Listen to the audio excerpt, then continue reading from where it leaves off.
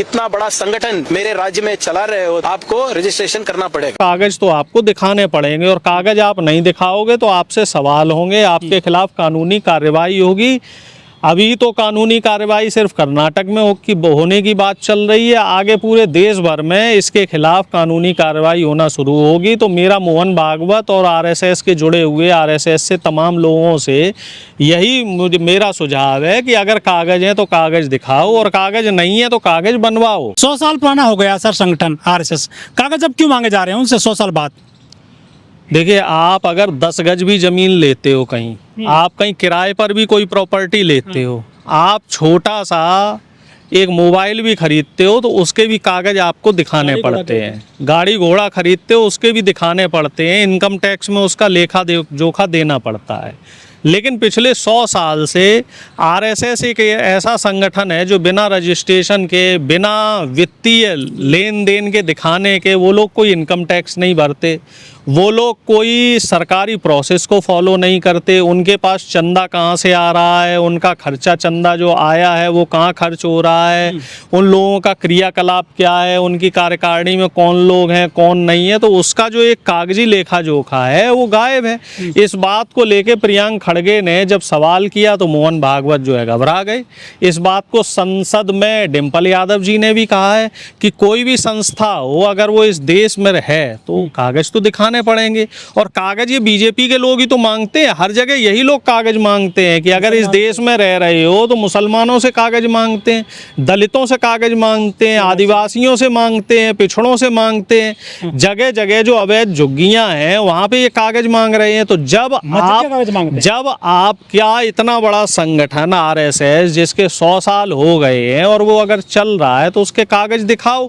और कागज अगर आप नहीं दिखा पा रहे हो इसका मतलब आपका संगठन अवैध है और इसकी जो गतिविधियां हैं वो इलीगल हैं और इसमें जो पदासीन व्यक्ति हैं वो जो सुविधाएं ले रहे हैं सरकार से वो सब गलत हैं और इनके ऊपर कानूनी कार्रवाई होनी चाहिए। आखिर ये किस हैसियत से इस तरह की सुविधाएं ले रहे हैं? एक जानकारी ये भी मिली है कि ओएनजीसी ने आरएसएस को 300 करोड़ रुपया चंदा दिया। वो किस हैसियत से वो चंदा दिया?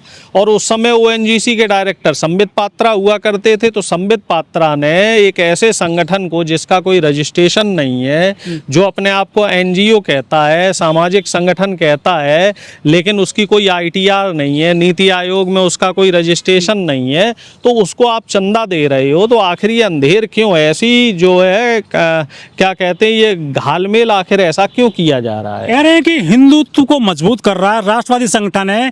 जिस तरह से हिंदू धर्म का कोई वो नहीं है रजिस्ट्रेशन, उसी तरीके से संघ का भी कोई रजिस्ट्रेशन नहीं है।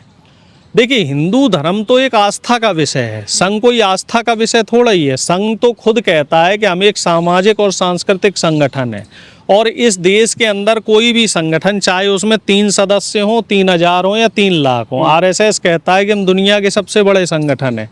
और अगर आप संगठन हैं तो आपको उसका प्रमाण पत्र दिखाना पड़ेगा, खुलवाओ, उसका जो आईटीआर है उसको भरना शुरू करो।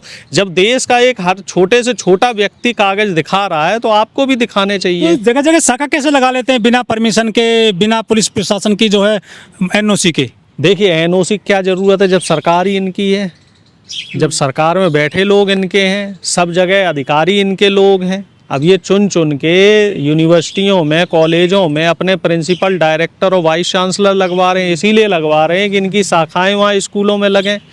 आप समझ रहे हो कि कोई स्कूल, कॉलेज और यूनिवर्सिटी इस समय ऐसी नहीं है जहाँ संघ की शाखाएं ना लग रही हों और जहाँ खाकी चड्डी वाले ना बैठे हों। कह रहे हैं राष्ट्रवादी संगठन है, राष्ट्र निर्माण में काम कर रहे हैं। तमाम जो सरकारी दफ्तर हैं सब जगह खाकी चड्डी वाले बैठ रहे हैं और ये लोग उनको धीरे धीरे बैठा रहे हैं, सब जगह वहीं बैठा रहे हैं। और राष्ट्रवाद क्या है इनका और कैसा ये राष्ट्रवादी संगठन है, इस बात को प्रमाणित करने की कोई ज़रूरत नहीं है। पूरी दुनिया इनके क्रियाकलापों को देख रही है कि ये लोग किस तरह का घृणित काम करते हैं। जहाँ धर्म की बात आती है, जहाँ मानव सेवा की बात आती है, तो वहाँ ये लोग गायब हुए दिखते हैं। बाढ़ में ये जंतर मंतर पे इतना बड़ा छात्रों का आंदोलन हुआ, सभी धर्म के लोग वहाँ आए, सिख धर्म के, मुस्लिम धर्म के, ईसाई धर्म के, सब लोगों ने वहाँ आके मदद की और 90% वहाँ पे बच्चे हिंदुओं के थे।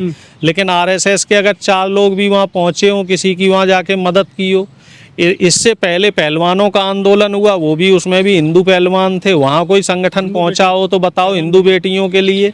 इससे पहले किसान आंदोलन हुआ, वहाँ नहीं पहुंचे, मणिपुर में नहीं पहुंचे, असम में बाढ़ में नहीं आसाम बाढ़ में नहीं पहुंचे, और ऐसे तमाम उदाहरण हैं, सैकड़ों उदाहरण हैं। ये लोग सिर्फ और सिर्फ सरकार की चापलूसी कर रहे हैं और अपनी जेबें भरने का काम कर रहे हैं।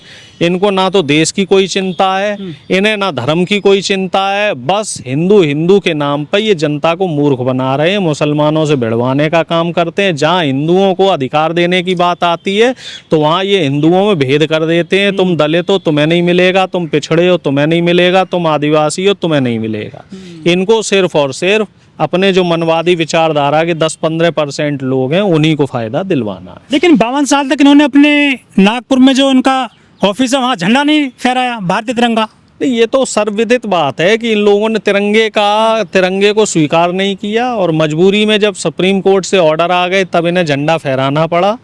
और साथ ही ये लोग संविधान को भी नहीं मानते हैं। इनके आचार्य गोलवलकर थे, उन्होंने संविधान का तिरस्कार किया, इन्होंने संविधान की प्रतियां जलाई और ये कहा कि हम संविधान को नहीं मानते, हम मनुस्मृति को मानने वाले लोग हैं। तो ये लोग सिर्फ और सिर्फ देश को तोड़ने का काम कर रहे हैं। इनकी जो विचारधारा है वो देश को तोड़ने की है, देश की सामाजिक समरसता को खराब करने की है, देश में जातिवाद का बढ़ावा देने की है, देश को आर्थिक रूप से गरीब बनाने की है, गरीब और अमीर के बीच का फासला बढ़ाने की है। देश का जो दलित पिछड़ा जो मिडिल क्लास एक तैयार हो रहा था, बीजेपी ने पिछले 12 साल में मिडिल क्लास को कमज़ोर किया, और उसमें बहुत बड़ा रोल है वो एजुकेशन को ठप करने का। और जो तमाम जो सरकारी निकाय थे हमारे देश का, उनको निजी हाथों में देने से देश का मध्यम वर्ग जो है वो कमजोर हुआ है। लेकिन फिर Z+ कैसे सिक्योरिटी मिल रही सर इनको? बड़ा खर्चा होता है उस पे तो। सरकार के लोग हैं ना भैया, बीजेपी के लोग हैं, बीजेपी और RSS देते नहीं है, फिर सरकारी टैक्स से सिक्योरिटी कैसे ले लेते हैं? बीजेपी और RSS सिक्के के दो पहलू, एक पहलू बीजेपी है और एक पहलू RSS है। तो जब सरकार बीजेपी की है तो उसका फायदा RSS के लोग ले रहे हैं। अब सरकार में बैठे लोग ही उनको संरक्षण दे रहे हैं तो सवाल कौन करेगा? विपक्ष को ये लोग सवाल नहीं करने देते हैं। तो निश्चित बात है RSS सरकारी संस्थानों का दुरुपयोग कर रही है, सरकारी पैसे का दुरुपयोग कर रही है, और देश की जनता का जो टैक्स का पैसा है उसका दुरुपयोग कर रही है। और उसको पैसे को जो जन सुविधाओं के लिए लगना चाहिए, जो पैसा जो समाज कल्याण के लिए जो पैसा लगना चाहिए, जो पैसा शिक्षा के लिए लगना चाहिए, जो पैसा रोजगार के लिए लगना चाहिए, वो RSS के लोग हिंसा भड़काने में और नफरत फैलाने में ये इस्तेमाल कर रहे हैं। लेकिन इनके ऑफिस तो बड़े आलीशान बन गए हैं, दिल्ली से लेकर कर नागपुर तक। ये पैसा कहाँ से इनको मिलता है? चंदा का हिसाब क्यों नहीं दे रहे हैं ये? भाई ये बिजनेसमैन लोग चंदा दे रहे हैं और चंदे का धंधा चल रहा है। अभी खुलासा भी मंदिर में भी इनका हिस्सा है, सब जगह इनका हिस्सा है। तमाम जगह जो निजी संस्थान है, जितने मंदिर मस्जिद हैं, जितने गुरुद्वारे हैं, सब जगह इनका हिस्सा है। और सब जगह इन लोगों की हिस्सेदारी चल रही है, सब जगह इनका सिस्टम चल रहा है। और देश की जनता अब धीरे धीरे इनसे सवाल कर रही है। तो मुझे लगता है देर सवेर फर्क पड़ेगा, जनता जागेगी और इन्हें सत्ता से बेदखल करेगी।